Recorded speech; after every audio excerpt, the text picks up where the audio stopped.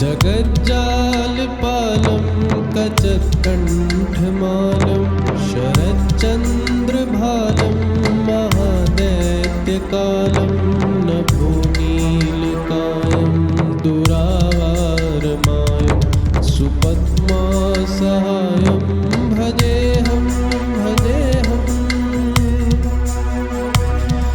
सदा भोदिवासं गलत्पुष्पहासं जगत्सन्निवासं शतादित्यभासं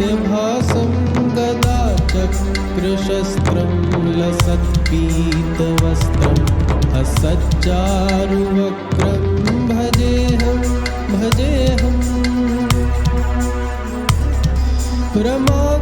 रमाकण्ठहारं श्रुतिव्रातसारं जलान्तर्विहारं धराभारहारं चिदानन्दरूपं मनोज्ञस्वरूपं